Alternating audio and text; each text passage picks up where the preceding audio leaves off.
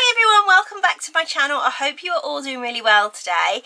In today's video we are going to be talking about the most anticipated change to be made in Cricut Design Space in absolutely years. So for a long time our print then cut sizes have been constrained to a really small size, and we haven't been able to maximise our usage of our materials, and there has been a lot of wastage. But Cricut have finally listened to us and they have made the sizes for print then cut much bigger. So without any further ado, let's jump into Design Space and see how to make these changes work for you. Here I am then in Cricut Design Space with the dimensions of print then cut on the screen. So this is what it used to be. So it was 9.25 inches by 6.75 inches, which in centimetres was 23.5 by 17 centimetres. So that basically meant that when we were doing a print then cut, we were constrained to these much smaller dimensions. But now Cricut have made a big improvement to Design Space, and they've made it so that we can do much bigger print then cut images. So I have got this Hawaiian tiki mask here that I quite like. Here is the image info for this Hawaiian tiki mask. So you just need to go to search and type in the hash and then that number, and it will bring that up for you, and you'll also be able to view lots of different other tiki masks that Cricut have got on Design Space now. So this particular one that I've got sized on the screen currently is 7.39 by 12.7 centimetres. So if we were to go through to make it, it's just going to come up in the corner like it would have done normally, and that will be ready to do as a print then cut. Let me just cancel that. Let's just demonstrate making it a little bit bigger. So as I said before, we were constrained to those sizes, which was 23.5 by the 17 centimetres, but now we can go much bigger. So let's make him a little bit bigger. So there we go, we've made him 20.29 by 34.88. Now you can see at the top here by the layers panel, we've got this little warning exclamation mark which has appeared. So if we click on that, it tells us that it's too large for the size of paper that I'm using. So I'm going to be using A4 paper. However, I can now go up to A3 size. So there's two different options here. If you've got a large format A3 printer, you can just go down to change page size here, and it will bring up your Design Space settings. And I'm going to show you another different way to get into these settings without having to go through the image too large warning. So what you can do here is click on load type, which it will have brought up for you already, and you can change the print then cut page size. So if you just click on this drop down here, it's going to give you 5 different options. Now you can choose A4, which is the one that most people are probably still going to be using because not that many people do have a A3 printer on hand. You can choose letter, you can choose legal, you can choose tabloid, which is pretty big, or you can choose the A3 option. So if I click on A3 now and then click on done, that warning has disappeared off here. So we are ready to go with an A3. So if I click on make it, it's going to take me back through there, and you can see that that has now sized that onto the 12 by 24 inch mat, and it's ready to go as a print then cut in that massive format. Let's cancel that out again. Right, so now what we want to do is go to our 3-line menu at the top here, and if we go down to settings, again we can get back to the load type settings and change that back to whatever we prefer. Now I haven't got an A3 printer, I've only got an A4 one, so I'm going to leave it set to A4 for me.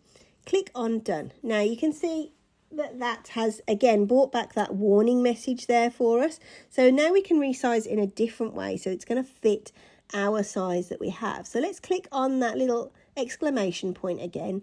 So now we've got again the same option of change page size or auto resize image. So that is what we're going to do this time. So let's click on auto resize, and you'll notice that Cricut has shrunk down my tiki mask to 15.66 by 26.93. So if we go through to make it again, that's now going to be big enough to fill my A4 page there.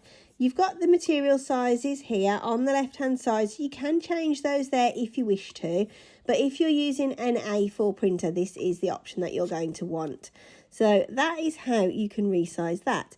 You'll notice another thing that has changed with this update is the registration marks are now just in the corners, whereas before the registration box used to surround the whole image, so it would go all the way down and all the way around. But now we've just got these little corner points.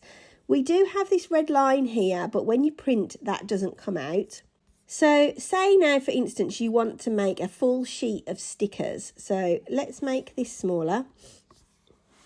And we want to make him into some stickers. So let's duplicate him a couple of times. What I'm going to do is just put them together like this, and then I'm going to group them and then duplicate to make myself a full sheet of stickers. So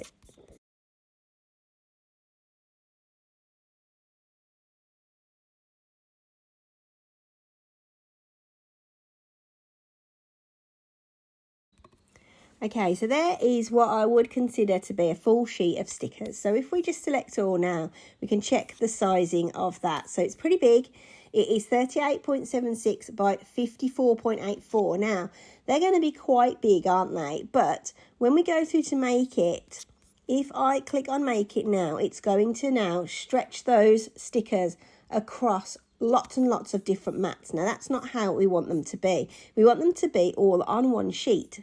Now, I'm not too worried about the size of my stickers at the moment. I just want to be able to fit multiple ones onto one sheet. So what I need to do is select all, and then I need to flatten them. Then what I need to do is come over here to the right-hand side again, and as you can see, that warning triangle has come up again. It's not a triangle anymore, actually. It's a warning circle. Let's click on Auto Resize Image. That has shrunk down our stickers, so they're going to be big enough to fit onto our A4 sheet. So if we click on Make It, now as you can see, everything is placed onto one sheet. It's filling that sheet as much as it can, and it's ready to go and ready to print out. With this new update, you may need to calibrate your machine, but when you go through to make it and you go through to actually produce your print then cut stickers or the image that you're doing, it will prompt you if it thinks that you need to do a calibration. With my machine personally, it actually didn't prompt me to do a calibration, so I just checked to see whether it would work or not by just carrying on and seeing what would happen. And sure enough, it didn't actually require any calibration. So that is something that you're going to have to see with your own particular machine as to whether you need to calibrate. If it doesn't prompt you, but you do want to do a calibration, if you come up to this three-line menu in the corner, just click on there, come down here to calibration, and then just choose print then cut, and then just follow the on-screen prompts. So just choose your printer that you've got here, click on print, and then it will print your calibration sheet, and it will walk you through pretty easily how to do that. I have a video on print then cut calibration, which I'll put above for you now if you need some help with that. So this particular update is Cricut Design Space 7.27. It is a beta update, so you may not have it straight away. It is rolling out currently to everybody. However, it is a gradual release. So if you're too impatient to wait for that gradual rollout, if you want to choose the beta option, you can click on the three-line menu again. You can come down to Settings, and you can change in the general menu your application experience from live to beta. Bear in mind that if you choose the beta, what will happen is your machine will shut down your Cricut Design Space. It will effectively delete the current version that you're using, and it will reinstall the latest version. But because beta is exactly that, it just means that it's something that's not quite fully tested yet. It's in practice mode, so don't forget that some things don't always work. Offset is an absolutely brilliant example of this. It is still in beta production here, and it doesn't always work how you expect it to. If you encounter any issues with print then cut in the beta version, I would just encourage you to keep trying with it. It will work eventually. When I'm making a tutorial video, I do always use the latest version of the software that I've got available to me. So it may not look the same as yours, and if you're watching this video straight away in February of 2023, you may notice that it's exactly the same as yours, but if you are watching this video later, after that date, then you might notice that things have changed again. And that's probably just because Cricut have done another update, because they do come out pretty regularly. I have got lots of update videos on my channel, and I'll link that down below for you, so you can check out all of those different updates if you want to see how things have changed in the last 12 to 18 months in Cricut design space. So if things don't look quite the same, it's probably just because there's a new update and they've changed a couple of features again. I really hope this video has helped you and that you found it to be useful. If you have, don't forget to subscribe. Drop me any questions or comments that you've got down below, and hit the like button on the video as well, because that really helps. I just want to say thank you so much for watching, and I'll see you again for another video really soon. Bye!